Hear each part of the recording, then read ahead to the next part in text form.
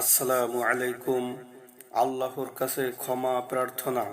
রাসূল সাল্লাল্লাহু আলাইহি ওয়াসাল্লামের বাণী দ্বারা বোঝা যায় যে সবচেয়ে ভালো মানুষ ওই ব্যক্তি যে অপরাধ করার পর আল্লাহর নিকটে ক্ষমা চায়।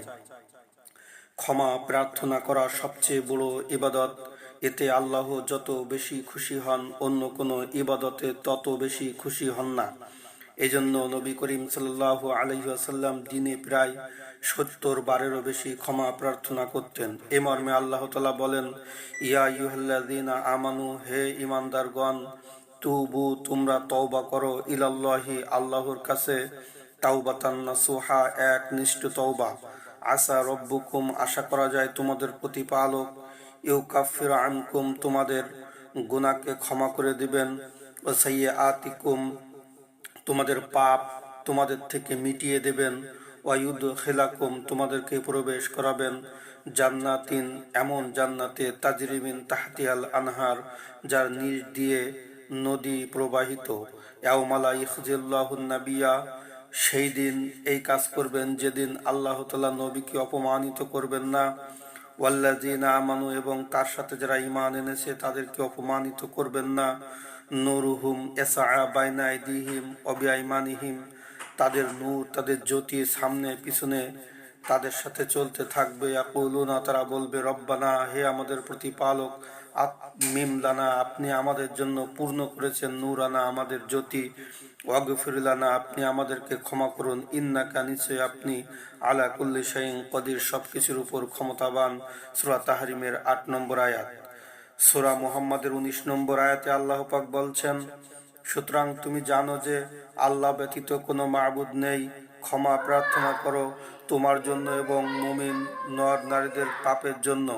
আল্লাহ তোমাদের গতিবিধি এবং অবস্থান সম্বন্ধে অবগত আছেন। তখন তারা বলল, হে আমাদের প্রতিপালক, আমরা নিজেদের প্রতি অন্যায় করেছি। আপনি যদি আমাদেরকে ক্ষমা না করেন এবং আমাদের দয়া না করেন, তবে অবশ্যই আমরা ক্ষতিগ্রস্তদের অন্তর্ভুক্ত হব। সূরা আরাফের 23 নম্বর আয়াত। সূরা কসাসের 16 নম্বর আয়াতে আল্লাহ পাক বলেন, হে আমার প্রতিপালক, আমি তো আপনার নিজের প্রতি জুলুম করেছি, সুতরাং আমাকে ক্ষমা করুন। অতএব তিনি তাকে ক্ষমা করলেন, তিনি ক্ষমাশীল, পরম দয়ালু।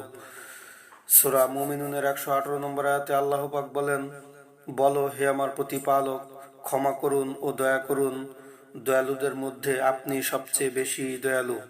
এ মর্মে হাদিসে এসেছে, আনাস রাদিয়াল্লাহু আনহু বলেন, রাসূল সাল্লাল্লাহু আলাইহি ওয়াসাল্লাম বলেছেন, প্রত্যেক আদম সন্তানই অপরাধী। উত্তম অপরাধী তারাই যারা তওবা করে, ক্ষমা চায়। আবু দাউদ মিশকাতের 2316 নম্বর হাদিস। এছাড়া আবু হুরায়রা রাদিয়াল্লাহু আনহু বলেন, রাসূল সাল্লাল্লাহু আলাইহি ওয়াসাল্লাম বলেছেন, আল্লাহর কসম, নিশ্চয় আমি দিনে ৭০ বারেরও বেশি আল্লাহর নিকট ক্ষমা চাই এবং তার নিকট তওবা করি। বুখারী মিশকাত হাদিস নম্বর 2323। আগার মুজানি রাদিয়াল্লাহু আনহু বলেন, রাসূল সাল্লাল্লাহু আলাইহি ওয়াসাল্লাম বলেছেন, হে মানব মণ্ডলী, আল্লাহর নিকট তওবা করো, আমি দৈনিক ১০০ বার তার নিকট তওবা করি। এটাও মুসলিম মিশকাতের হাদিস নম্বর 2325। আবু জার গিফারি রাদিয়াল্লাহু আনহু বলেন, রাসূল সাল্লাল্লাহু আলাইহি ওয়াসাল্লাম বলেছেন, আল্লাহ তাআলা বলেন, হে আমার বান্দারা, তোমরা অপরাধ করে থাকো রাত দিন, আমি সমস্ত অপরাধ মাফ করে দেই। সুতরাং তোমরা আমার নিকট ক্ষমা চাও, আমি তোমাদের ক্ষমা করে দেব। মুসলিম মিশকাতের হাদিস নম্বর 2326।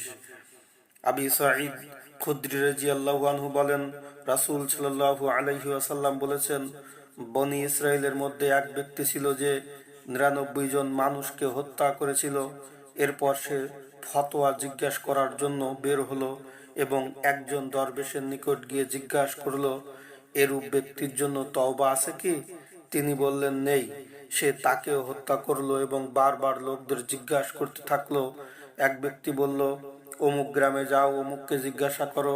এ সময় তার মউত এসে গেল এবং মৃত্যুকালে সে নিজের বক্ষকে ওই গ্রামের দিকে কিছু বাড়িয়ে দিল। এরপর রহমতের ফেরেশতা আর আযাবের ফেরেশতার দল পরস্পর ঝগড়া করতে লাগলো, কারা তার রুহু নিয়ে যাবে। এ সময় আল্লাহ তাআলা ওই গ্রামকে বললেন, তুমি মৃতের নিকটে আসো, আর তার নিজ গ্রামকে বললেন, তুমি দূরে সরে যাও। এরপর ফেরেশতাদের বললেন, তোমরা উভয় দিকের দূরত্ব মেপে দেখো। মেপে তাকে এই গ্রামের দিকে 1 বিঘা নিকটে পাওয়া গেল, সুতরাং তাকে ক্ষমা করে দেওয়া হলো।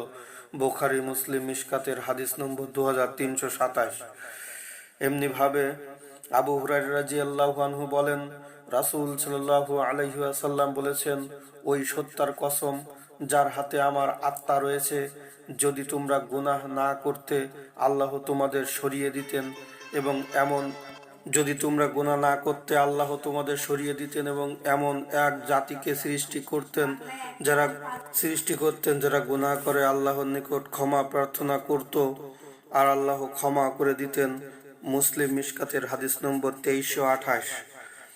হাদিসে গুনার অনুমতি দেওয়া হয়নি, বরং ক্ষমার প্রশস্ততা বোঝানো হয়েছে। কোনো মানুষ যেন গুনাহ করে নিরাশ না হয়, কারণ গুনাহ করার ক্ষমতা মানুষের কাছে ফিরিয়ে আছে, ফেরেশতাদের নেই। আর এ ক্ষমতা আল্লাহ দিয়েছেন, অতএব খালেস অন্তরে ক্ষমা চাইলে নিশ্চিত ক্ষমা হবে। আয়েশা রাদিয়াল্লাহু আনহা বলেন, রাসূল সাল্লাল্লাহু আলাইহি ওয়াসাল্লাম বলেছেন, যখন বান্দা গুনাহ স্বীকার করে এবং অনুতপ্ত হয়ে তওবা করে, ক্ষমা চায়, আল্লাহ তার তওবা কবুল করেন এবং তাকে ক্ষমা করে দেওয়া হয়। বুখারী মুসলিম মিশকাত হাদিস নম্বর 2330। আবু মুসা আশআরী রাদিয়াল্লাহু আনহু হতে বর্ণিত, তিনি বলেন, রাসূল সাল্লাল্লাহু আলাইহি ওয়াসাল্লাম বলেছেন, আল্লাহ তাআলা নিজের হাত প্রসারিত করেন যাতে দিনের গুনাহগার যারা তারা তওবা করে, আবার দিনের বেলায় হাত প্রসারিত করেন যাতে রাতের গুনাহগার ব্যক্তিরা তওবা করে। এভাবে তিনি ক্ষমার হাত প্রসারিত করতে থাকবেন পশ্চিম দিক সূর্য উদিত হওয়া পর্যন্ত। মুসলিম মিশকাত হাদিস নম্বর 2329। আবু হুরায়রা রাদিয়াল্লাহু আনহু বলেন, রাসূল সাল্লাল্লাহু আলাইহি ওয়াসাল্লাম বলেছেন, আমাদের প্রতিপালক তাবারাকা ওয়া তাআলা প্রত্যেক রাতের 3 ভাগের শেষ ভাগে প্রথম আকাশে অবতরণ করেন এবং বলতে থাকেন, কে আমাকে ডাকে আমি তার ডাকে সাড়া দিব, কে আমার কাছে কিছু চায় আমি তাকে তা দিব, কে আমার কাছে ক্ষমা চায় আমি তাকে ক্ষমা করে দিব। বুখারী মুসলিম মিশকাত হাদিস নম্বর 1223। আবু হুরায়রা রাদিয়াল্লাহু আনহু বলেন, রাসূল সাল্লাল্লাহু আলাইহি ওয়াসাল্লাম বলেছেন, যে ব্যক্তি পশ্চিম দিক হতে সূর্য উদিত হওয়ার পূর্বে তওবা করবে, আল্লাহ তার তওবা কবুল করবেন। মুসলিম মিশকাত হাদিস নম্বর 2331। আনাস রাদিয়াল্লাহু আনহু বলেন, রাসূল সাল্লাল্লাহু আলাইহি ওয়াসাল্লাম বলেছেন, আল্লাহ তার বান্দার তওবা আর ক্ষমা চাওয়াতে আনন্দিত হন যখন সে তার নিকট তওবা করে। তোমাদের মধ্যকার সে ব্যক্তি অপেক্ষা অধিক যার বাহন একটি মরু প্রান্তরে তার নিকট হতে ছুটে পালায়, যার পিঠে তার খাদ্য আর পানীয় ছিল। এতে লোকটি হতাশ হয়ে যায়। এরপর সে একটি গাছের নিকটে সে তার ছায়ায় শুয়ে পড়ে। সে তার বাহন সম্পর্কে সম্পূর্ণ নিরাশ অবস্থায় সে হঠাৎ দেখতে পায় যে তার বাহন তার পাশে দাঁড়িয়ে আছে। সে তার লাগাম ধরে আনন্দের আতিশয্যে বলে ওঠে, হে আল্লাহ, তুমি আমার বান্দা আর আমি তোমার প্রতিপালক। সে ভুল করে আনন্দের আতিশয্যে এরূপ বলে ফেলে। মুসলিম মিশকাত হাদিস নম্বর 2332। আল্লাহ তাআলা এরকম খুশি হয়ে যান যখন কোনো বান্দা আল্লাহর নিকটে তওবা করে। আবু হুরায়রা রাদিয়াল্লাহু আনহু বলেন, রাসূল সাল্লাল্লাহু আলাইহি ওয়াসাল্লাম বলেছেন, কোনো বান্দা অপরাধ করলো, অতঃপর বলল, হে আমার প্রতিপালক, আমি অপরাধ করেছি, তুমি তা ক্ষমা করো। তখন আল্লাহ বলেন, হে আমার ফেরেশতাগণ, আমার বান্দা কি জানে যে তার একজন প্রতিপালক আছেন যিনি অপরাধ ক্ষমা করেন অথবা অপরাধের কারণে শাস্তি দিবেন?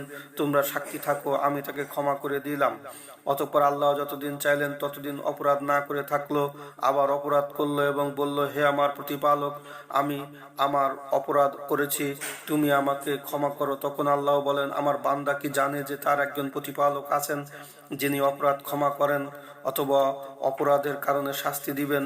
আমি তাকে ক্ষমা করে দিলাম। অতঃপর সে অপরাধ না করে যতদিন থাকলো, আল্লাহ চাইলেন, আবার অপরাধ করলো এবং বলল, হে আমার প্রতিপালক, আমি আবার আর এক অপরাধ করেছি, তুমি আমাকে ক্ষমা করো।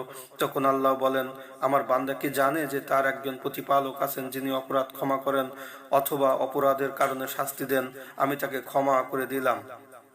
হাদিসগুলো থেকে বোঝা যায় আল্লাহ তাআলা আমাদের পাপ ক্ষমা করার জন্য তিনি বসে আছেন, কিন্তু আমাদের উচিত তার কাছে ক্ষমা চাওয়া। আল্লাহ তাআলা আমাদের সেই তৌফিক দান করুন। আল্লাহুম্মা আমিন।